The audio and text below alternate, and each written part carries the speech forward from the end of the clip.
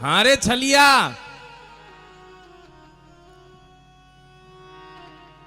भगवान कहने लगे चोरी यूं बताओ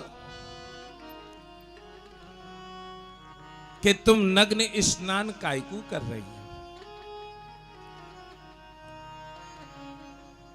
अच्छा, बनो पंडित को छुरा, अहीर को है, अहीर को ही रहेगो। लेकिन आज यहां भगवान ने कहा है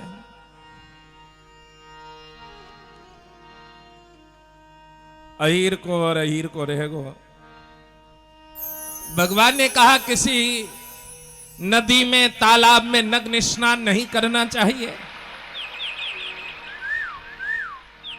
गोपियां कह रही हैं हमें उपदेश मत सुनावे, चलो जाए आते, भाग जा। और जब आज इस प्रकार से कहा तो भगवान ने कही ठीक है। भगवान ने सबके वस्त्र इकट्ठे करे और कदम के वृक्ष पर बैठ गए। चोरी नहीं की, केवल वस्त्रों का हरण किया है। उठाए और कदम के वृक्ष पे बैठ गए और बंसी बजाने लगे। भगवान ने जब बंसी बजाई तो सखियां मंत्र मुग्ध होने जा रही थी। एक सखी कहने लगी बहन पौ फट जावे, धोताएं है जावे, जल्दी करो, आज अंतिम दिवस है हमारे व्रत को पूर्ण होने में। एक सखी कहने लगी तो व्रत तो पूरा है गो, जाके लैया उपासना कर रहे वो तो प्रकट है ही गए हो ना, दर्शन तो वाके है ही गए। कहने लगी नहीं नहीं अपराध लगेगा, व्रत पूर्ण करना चाहिए। तो एक सखी कहने लगी अरे हमारे वस्त्र तो है ही ना। दूसरी कहने लगी जरूर वह छलिया की कोई ना कोई करतूत होगी। तीसरी कहने लगी हाँ देखो कदम के वृक्ष पे हम सबके वस्त्र लेके बैठो भयो है, बंसी बजा रहे है। आज यहां तो गोपियां कहने लगी कन्हैया, ओ कन्हैया देख हमें परेशान मत करे, हमारे वस्त्र हमें दे दे। और भगवान कह रहे हैं कैसे वस्त्र, हमने तो वस्त्र जाने भी ना कहते कि, क्योंकि भगवान को किसी वस्त्र की आवश्यकता नहीं है। भगवान तो सर्वेश्वर है। हम तो किसी वस्त्र को जानते भी नहीं है। सत्यम ब्रह्माणी नोद नर्म यदि युवम युवरत कर्षता। मैं सच सच कहता हूं, मैं बिल्कुल हंसी नहीं कर रहा। और ये हमारे वस्त्र नहीं है कदम के वृक्ष पे, ये तो हमारे कदम पे फूल आ रहे, लाल पीलो हरो गुलाबी। ले कदम पे फूल आता होएगो, हाँ फूल आ रहे, अब थोड़े दिन बाद फल आवेगो। जैसे भगवान बताना चाहते हैं जो व्यक्ति कर्म करता है वो क्या है, फूल है, और जो भोगता है वो फल है। भगवान कहने लगे चिंता ना करो। आज यहां इतनी बात को सुनते हैं, ओहो भगवान कह रहे हैं नामयोदिते पूर्वम एनतम तदमे विदु।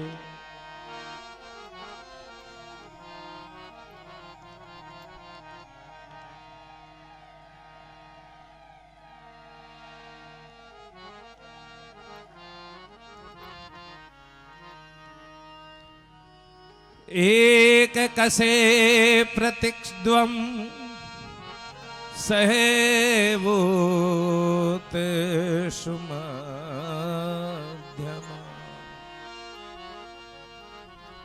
और तुम्हारी इच्छा यदि वस्त्रों को ले जाने की हो तो एक एक करके आओ और अपने अपने वस्त्र ले जाओ। जैसे ही कहा एक एक करके आओ तो सखियां कह रही हैं, हे श्याम सुंदर, हम तुम्हारी दासी हैं, हमसे कोई अपराध बन गया है तो क्षमा कर दिया जाए। भगवान कह रहे हैं एक एक करके आओ, वस्त्र ले जाओ। चिंता में है, नग्न आए तो आए कैसे। लेकिन जैसे भाव कहा जा रहा है, भगवान बताना चाहते हैं जैसे जीव और परमात्मा के बीच में कोई भेद नहीं होता। जीव और परमात्मा के मध्य में, भक्त और भगवान के मध्य में, माता और पुत्र के मध्य में कोई भेद नहीं होता है। आज गोपियां कह रही हैं, अरे ये परमात्मा है, हम जीव हैं, हमें कैसी शर्म। चलो आज अपने अपने वस्त्र लिए और मां भगवती जगदम्बा प्रसन्न होकर वरदान दे रही हैं। अभी भगवान 3.5 वर्ष के हैं और जब भगवान 11 वर्ष के हो जाएंगे तब तुम्हारे मन की कामना की पूर्ति करेंगे। और आज मेरे गोविंद 11 वर्ष के हो गए हैं। शरद पूर्णिमा की रात्रि है। भगवान पिता रात्रि शरदोत्तफुल्ल मल्लिका वीक्षरन्तु मनश्चक्रे योग मायामुपाश्रिता।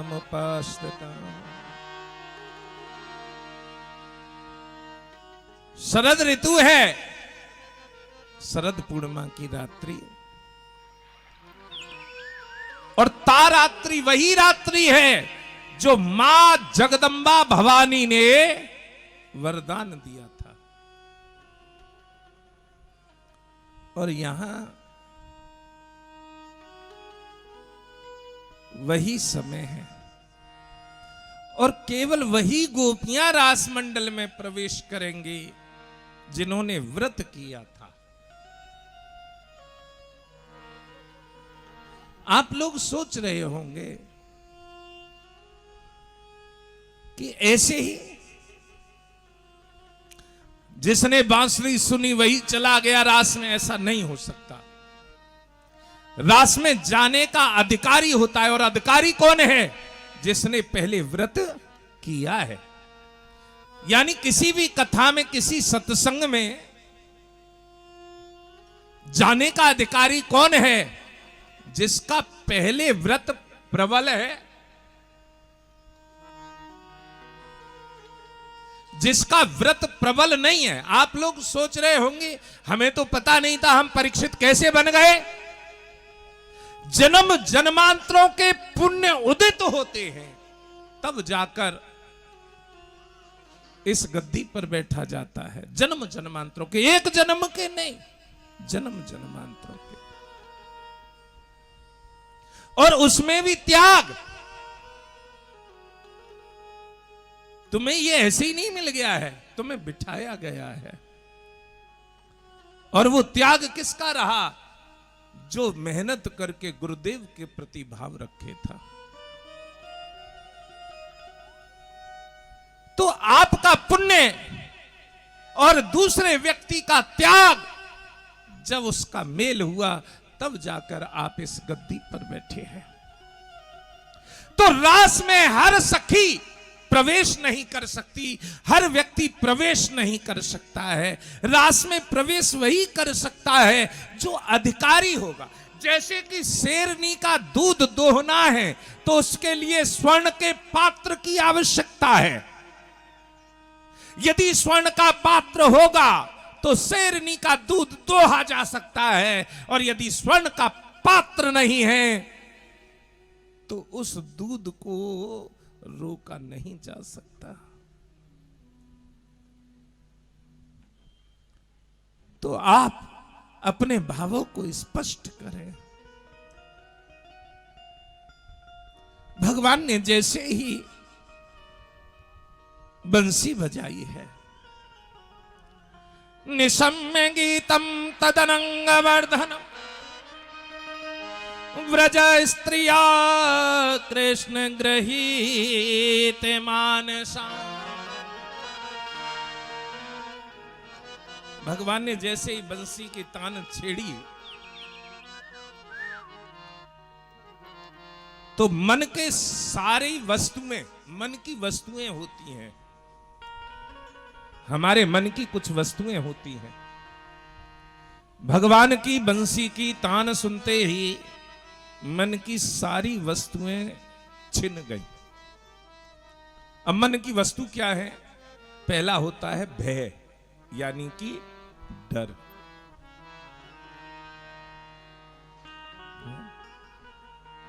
पहला होता है डर। कैसे होगा, कैसे होगा, कैसे होगा?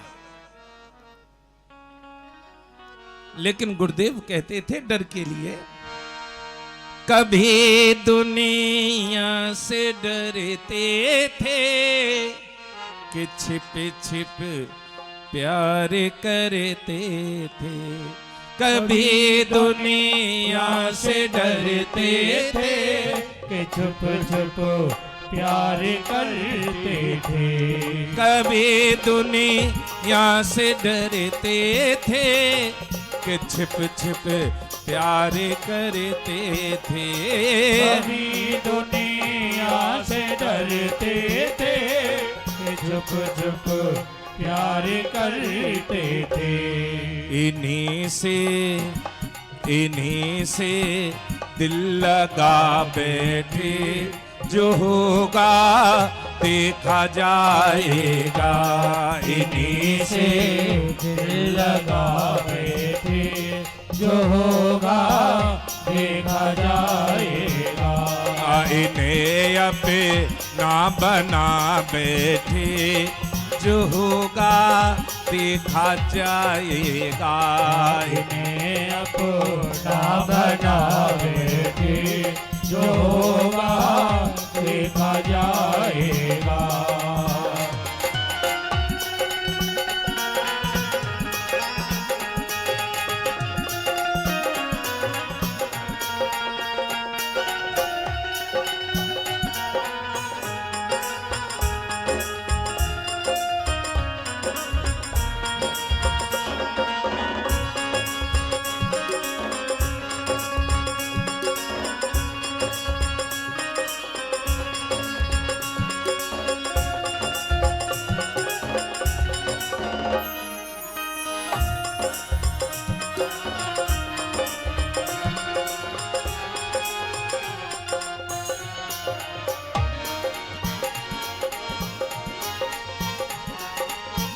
सारे मन के डर निकल जाने चाहिए।